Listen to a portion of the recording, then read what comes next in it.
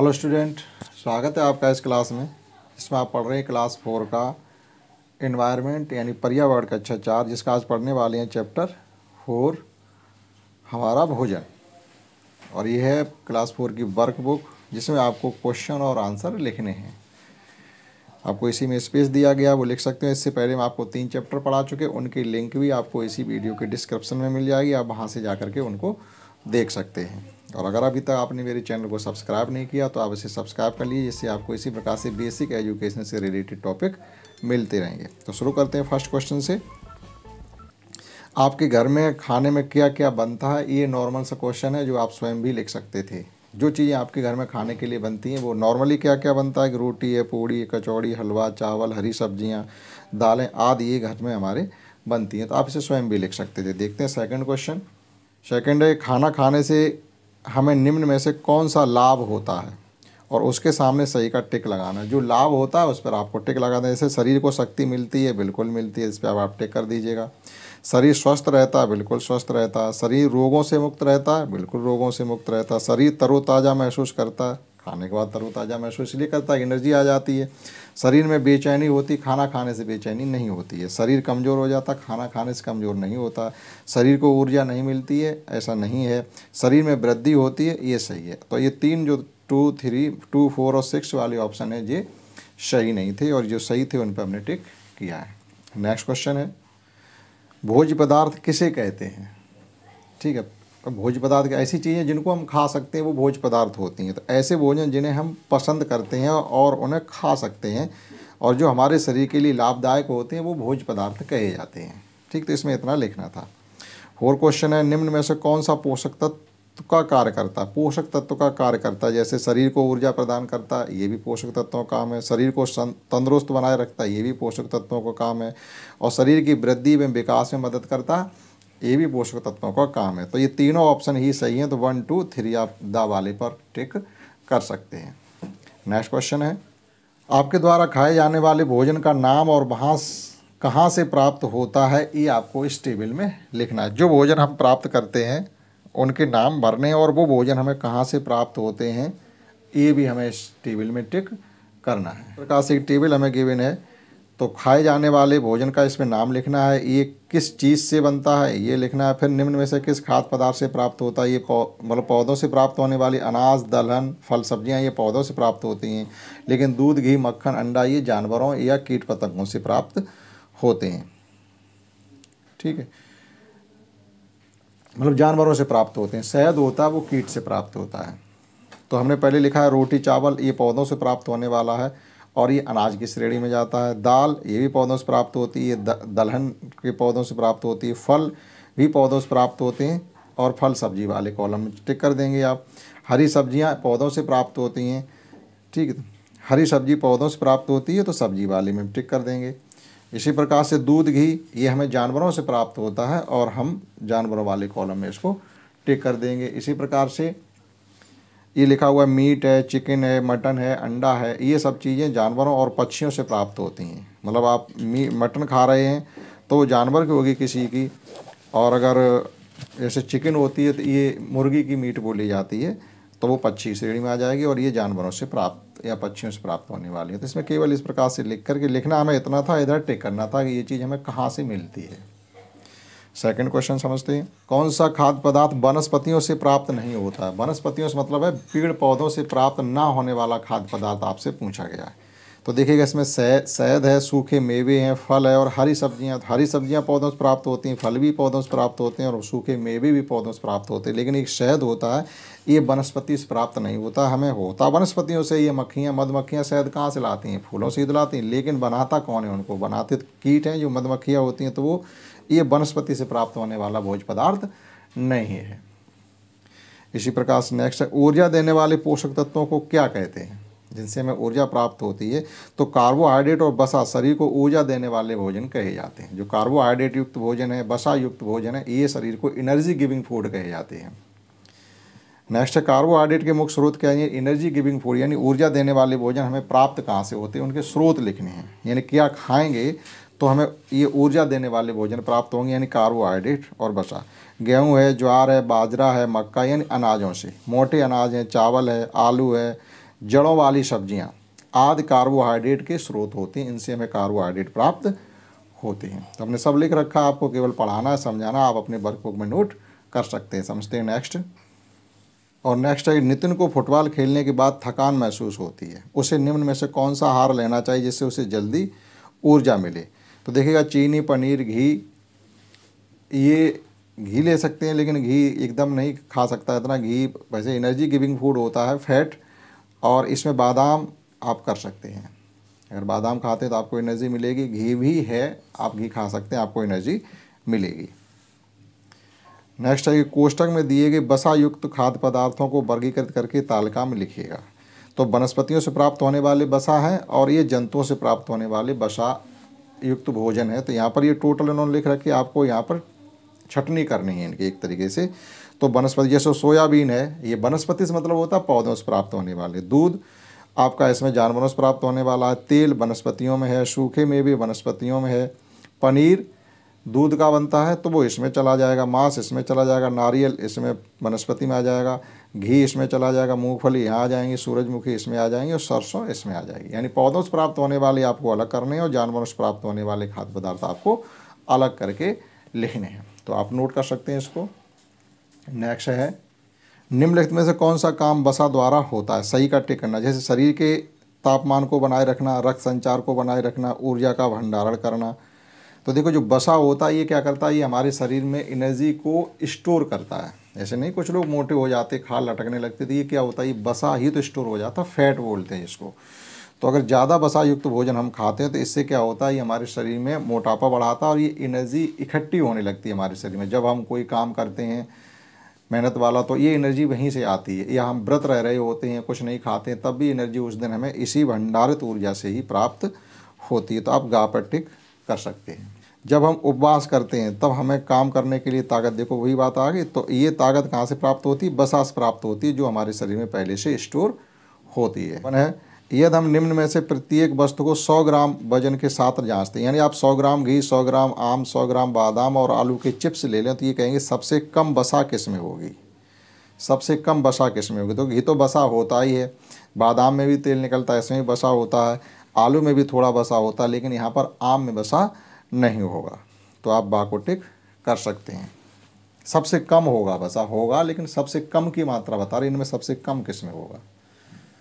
Next है, ठंडे प्रदेशों में रहने वाले लोगों के भोजन में वसा की मात्रा अधिक होती है, यानी अधिक वसा युक्त भोजन वो क्यों खाते हैं, ऐसा भी आप बता सकते हैं। तो जैसे इसमें क्या करना है, शरीर में अधिक गर्मी पैदा करने के लिए हमें अधिक कैलोरी की आवश्यकता होती है जो वसा से पूरी की जाती है। इसलिए वो लोग ठंडे प्रदेशों में रहने वाले ऐसा भोजन ज़्यादा करते हैं जो वसा युक्त होता है, जैसे मछली वगैरह या ये चीज़ें वो ज़्यादा खाते हैं, तो जिससे उनके शरीर में अंदर से गर्मी बनी रहती है, जो बाहर की ठंड नहीं लगती या कम लगती है।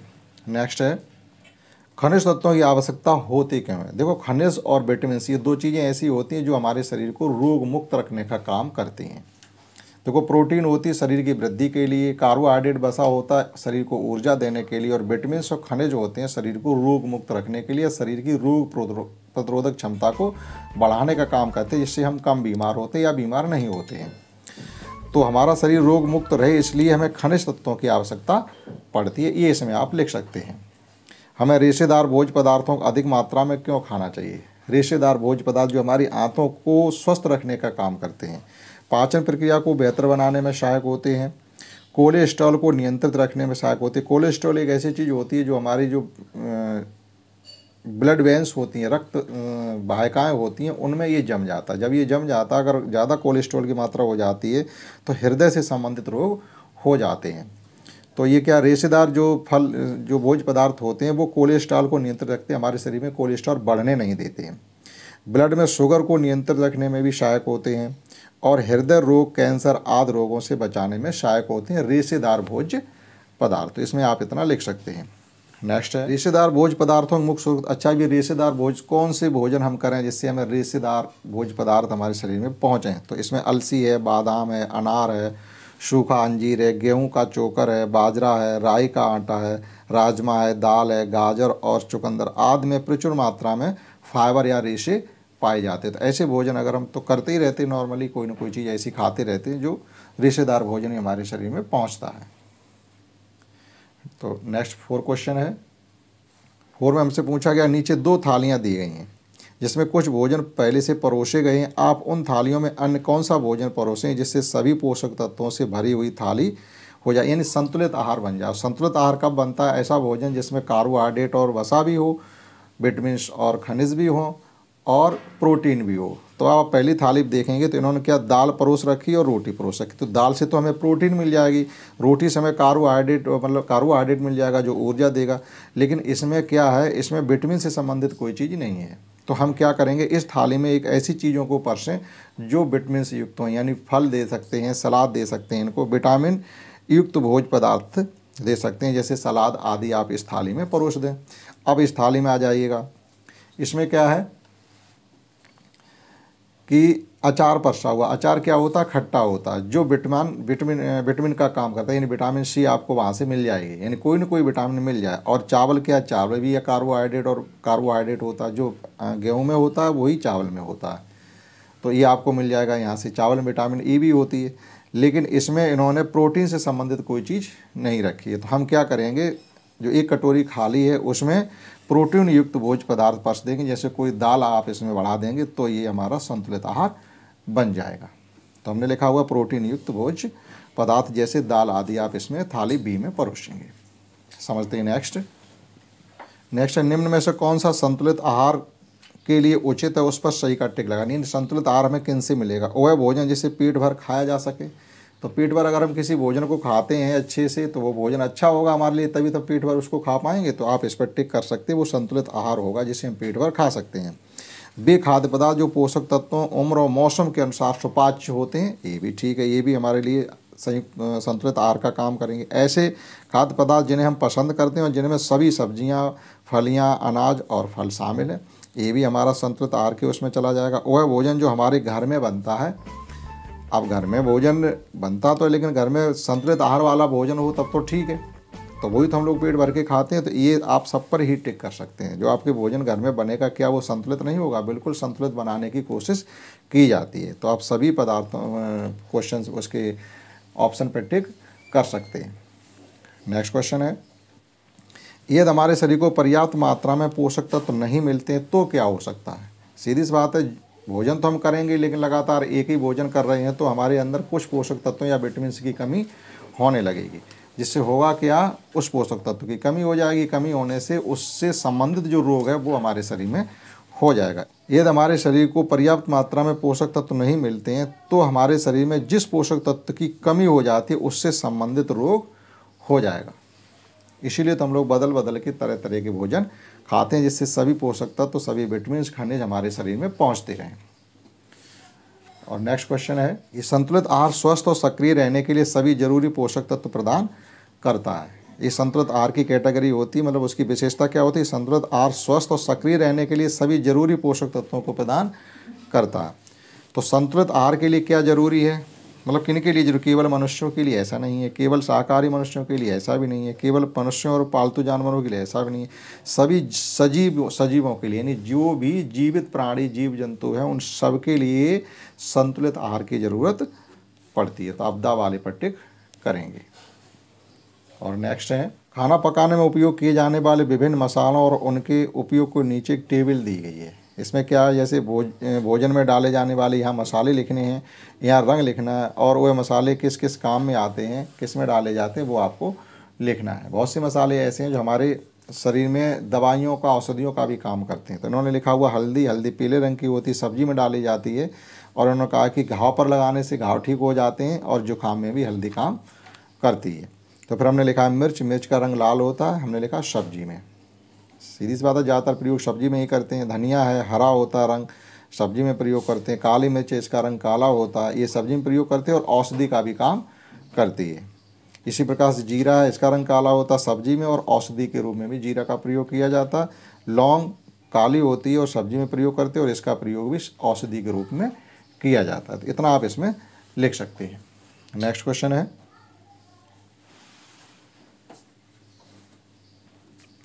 और नेक्स्ट क्वेश्चन, विटामिन से संबंधित vitamin A, B, C, D, E 5 vitamin दिए, इसमें के नहीं दिया गया है कि निम्नलिखित विटामिन को लिखिए जो हमें प्राप्त होते हैं और भी हमारे शरीर में क्या कार्य करते हैं तालिका के अनुसार उसमें भरना है। तो जैसे इन्होंने विटामिन ए लिखा हुआ किससे प्राप्त होता है, तो हमने लिखा जो चीज़ें खाने से विटामिन ए प्राप्त होता है वो चीज़ें यहाँ लिखनी है और हमारे शरीर में इसका क्या काम है वो हमें यहाँ पे लिखना है। तो विटामिन ए प्राप्त होती है हमें आम, पपीता, खुमानी, अमरूद, तरबूज आदि यानी फलों से ज़्यादातर विटामिन ए प्राप्त होती है। हरी सब्जियों से भी लगभग सभी विटामिन प्राप्त होते हैं। तो आँखों के लिए सबसे को स्वस्थ रखने में सबसे ज़्यादा काम जो करती है वो विटामिन ए ही करती है। बाहरी त्वचा को भी स्वस्थ रखती है, ये भी विटामिन ए का काम है। विटामिन बी प्राप्त होती है अंडा से, दूध से, दही से, पनीर से, हरी सब्जियों से। और ये विटामिन बी कॉम्प्लेक्स यानी ये विटामिन बी कई विटामिन का समूह होता है, इसलिए उसे विटामिन बी कॉम्प्लेक्स कहते हैं। शरीर को शक्ति देने के लिए आवश्यक होती है और ये विटामिन बी एक समूह होता है। इसके कई vitamin B1, B2, B3, B6, B12 इस प्रकार से कई विटामिन होते हैं, उन सबको मिला के विटामिन बी कॉम्प्लेक्स कहा जाता है। तो ये शरीर को शक्ति देने का काम करती हैं। इसी प्रकार से विटामिन सी जो भी आप खट्टी और चरपरी चीज़ खाएंगे वो विटामिन सी आपको देने वाली होगी। जैसे आप आंवला खा रहे हैं, अचार खा रहे हैं, टमाटर खा रहे हैं, मिर्च खा रहे हैं, तो इनमें विटामिन सी होती है। तो खट्टे फलों में विटामिन सी पाया जाता है, हमने इतना लिखा हुआ है। और शरीर को रोग मुक्त रखने के लिए यानी शरीर की रोग प्रतिरोधक क्षमता बढ़ाने का काम करती है विटामिन सी। इसलिए हमें खट्टे फल और चरपरी चीज़ें भी खाते रहना चाहिए। और इसी प्रकार से डी दूध, पपीता, सब्जी, धूप यानी सुबह सुबह जो धूप निकलती है उसमें से भी हमें विटामिन डी प्राप्त होती है। और विटामिन डी की कमी से क्या होती है, हड्डियां कमज़ोर हो जाती हैं, बच्चों में रिकेट्स सूखा रोग हो जाता है। ठीक, इसलिए विटामिन डी बहुत ही मोस्ट इम्पॉर्टेंट एक भोज्य पदार्थ होता है। विटामिन ई कहाँ से मिलती है, बादाम है, मूंगफली है, सोयाबीन है, चावल आदि से विटामिन ई मिलती है। विटामिन ई की कमी से रोग प्रतिरोधक क्षमता कम हो जाती है, यानी ये भी एक रोग प्रतिरोधक क्षमता बढ़ाने का काम करती है, यानी आपके शरीर की एफिशिएंसी बढ़ाने का काम करती है। और आगे समझते हैं।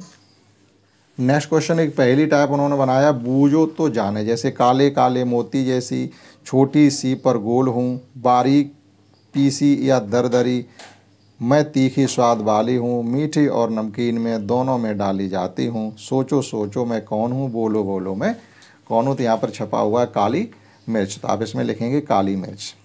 हर चीज़ में काली मिर्च डाली जाती है, कुछ मीठी चीज़ें बनाई जाती है उसमें भी हम काली मिर्च डालते हैं, और कुछ चरपरी चीज़ें बनाते हैं उसमें भी काली मिर्च डालते हैं। इसी प्रकार से नेक्स्ट पहली है, कील जैसी दिखती हूँ पर मैं एक कली हूँ, कली वर्ड बोली जाती, चॉकलेटी भूरे रंग की तेज़ खुशबू वाली हूँ, जब दर्द होता दांत में तब मुझे रखते दांत में, सोचो सोचो मैं कौन हूँ, बोलो बोलो मैं कौन हूँ। तो ये लौंग होती है। इस प्रकार से आप इसमें लौंग लिख देंगे। बढ़ते हैं नेक्स्ट और लास्ट क्वेश्चन की तरफ लगभग। तो जिस प्रकार से अभी ये दो पहेलियाँ हमने पढ़ी थी उसी प्रकार से आपको भी यहाँ पर किन्हीं दो मसालों के लिए पहेलियाँ बनाइए और उन मसालों के चित्र बना के आप इसमें लिखिएगा। तो इतना तो वर्क आप करेंगे ही, ये आपके लिए स्वयं करने के लिए हमने छोड़ रखा है। आप जो मसाला आपको पसंद हो उसका यहाँ चित्र बनाइएगा, उस पर एक छोटी सी पहेली बना के लिखनी है और एक इसी प्रकार से यहाँ पर दो सवाल आपके लिए हैं। आप करिएगा, नहीं तो कमेंट करके हमें बताइएगा तो मैं कराऊंगा फिर। नेक्स्ट क्वेश्चन है कि निम्नलिखित आदतों में से जो आपको स्वस्थ रखने में मदद करती है, मतलब आदतें लिखी हुई हैं, ऐसा करने ऐसे कुछ काम है जो हम करते हैं जिससे हम स्वस्थ रहेंगे, तो उसके सामने सही का चिन्ह आपको लगाना है और आपको कक्षा में बैठ के बच्चों के साथ इस पर चर्चा भी करनी है। जैसे ताज़ा पका हुआ भोजन खाना चाहिए, बिल्कुल खाना चाहिए। फलों को धोकर खाना चाहिए, बिल्कुल खाना चाहिए। तम्बाकू और गुटखा नहीं खाना चाहिए, हाँ तम्बाकू और गुटखा नहीं खाना चाहिए, बात सही है ये। भोजन को ढककर रखना चाहिए, भोजन को ढक के रखना चाहिए। रसोई के बर्तनों को धोकर रखना चाहिए, ये भी सही है। बिना हाथ पैर धोए भोजन करना चाहिए, ये तो बात ठीक नहीं है कि बगैर हाथ पैर धोए आप भोजन खा लें। गाड़ी या दुकान पर चीज़ें खाना चाहिए, कहीं गाड़ी खड़ी हुई हो किसी दुकान पर जाके खड़े होकर चीज़ें हमको नहीं खानी चाहिए, तो इस पर क्रॉस कर देंगे। उसमें खानी चाहिए कह रहे हैं लेकिन हम कह रहे नहीं। पर्याप्त आराम करना चाहिए, ये बात ठीक है, आराम करना भी ज़रूरी होता। अधिक तैलीय, देखो ज़्यादा तेल वाली चीज़ें हमको नहीं खानी चाहिए। समय पर सोना और समय पर उठना चाहिए, बिल्कुल ठीक बात है। सुबह उठकर ब्रश करना चाहिए, करना ही चाहिए, सुबह उठ के ब्रश नहीं करोगे तो फिर कब करोगे। तो इस प्रकार से ये टिक कर सकते थे। समझते हैं नेक्स्ट। हमें सब्जियां काटने से पहले धोनी क्यों चाहिए। देखो बहुत सी सब्जियां ऐसी होती हैं उनके ऊपर कीट पतंगे और बैक्टीरिया लगे होते हैं, तो उनको पहले काटने छीलने से पहले धो लेनी चाहिए। और अगर आप पहले काटते बाद में धोते तो उनके कुछ पोषक तत्व विटामिन भी नष्ट हो जाते हैं। तो हमने इसमें लिखा हुआ सब्जियों को काटने या छीलने से पहले अच्छे से धोना चाहिए, जिससे सब्जियों के बाहरी परत पर लगी गंदगी और हानिकारक बैक्टीरिया हट जाते हैं। इसके अलावा इसमें पाए जाने वाले घुलनशील विटामिन भी बरकरार बने रहते हैं। अगर आप काटने के बाद धोएंगे तो वो घुलनशील जो विटामिन होते हैं उनकी मात्रा कम हो जाएगी, क्योंकि वो पानी के साथ धुल के चली जाएगी।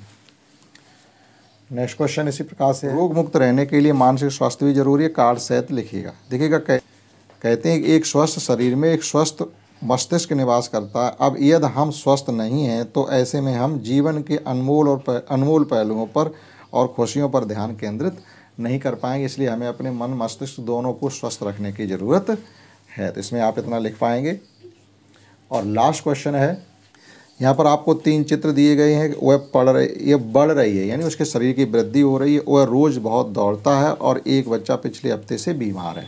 इन तीनों के बारे में आपको लिखना है। अब जो बढ़ रहा है बच्चा, उसे क्या चीज़ खानी चाहिए? जो रोज़ ज़्यादा दौड़ता है, मेहनत करता है, उसे क्या खाना चाहिए? और जो बीमार है उसे क्या खाना चाहिए? तो वो हमने तीनों चीज़ों को एक एक नंबर डाल के यहाँ पर लिखा है। नंबर 1 पर प्रोटीन युक्त भोज्य पदार्थ जो शरीर की वृद्धि के लिए आवश्यक होते हैं, वो आपको जो बच्चा बढ़ रहा है उसके लिए ज़्यादा ज़रूरत होती है, यानी प्रोटीन युक्त भोज्य पदार्थ खवाइएगा। जो ज़्यादा मेहनत कर रहा है उसको ऐसे भोज्य पदार्थ खवाइएगा जिनमें कार्बोहाइड्रेट और वसा की मात्रा हो। और जो बीमार है उसे विटामिन युक्त भोज्य पदार्थ खवाने चाहिए, जिससे हमारे शरीर की रोगों से रक्षा होती है। तो इन तीनों के लिए हम इन 3 बातों को लिखेंगे। ये था इसका लास्ट क्वेश्चन। आशा करता हूँ आपने समझ पाया होगा। इस क्लास में इतना ही। That's all. जय हिंद, जय भारत।